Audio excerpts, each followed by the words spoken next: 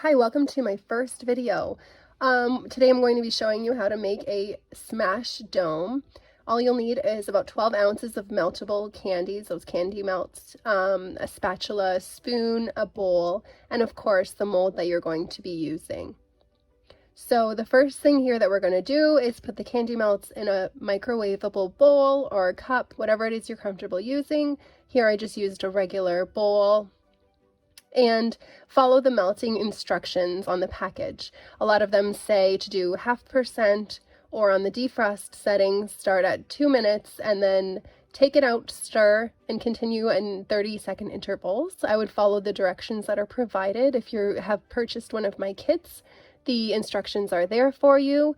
And if you've purchased something else from the store, you can find that there.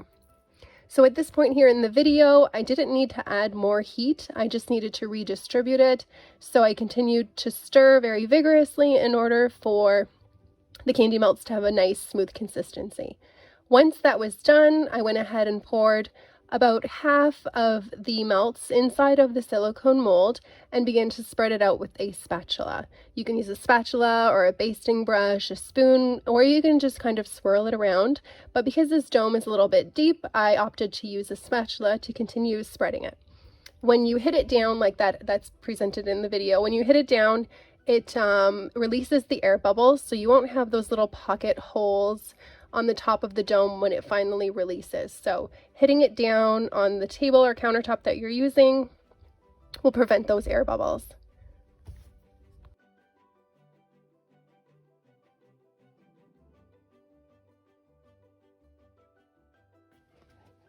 All right, so at this point, the silicone mold is covered with the meltable candies, and I went back and made sure that the edges are thick enough so when you remove them from the mold, they don't crack or break.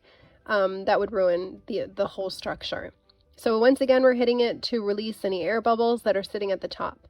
Then I grabbed a flat surface. It was a glass cutting board and a piece of wax paper. If you don't have a silicone mat, use the wax paper and flip it over. You'll see here, when I went to flip it, it was too heavy and it kind of folded all over the place. All that meant was that there was too much product inside, so I lifted it back up, kind of gave it a little shake, and then I just flipped it back over. I could have used a different piece of wax paper, but I opted to just throw it on top, right dead center, so it doesn't affect the actual mold itself or the finished product. So I put that in the fridge for about 15 minutes. With the remainder, I like to spread it out on a silicone mold or on a wax paper so that you don't waste any product. That will set and you can use that later. After about 15 minutes in the fridge, I took out the mold from the fridge, pulling the edges off first, and then gently flipped it over for you to see. We have a nice, smooth, and shiny finished dome.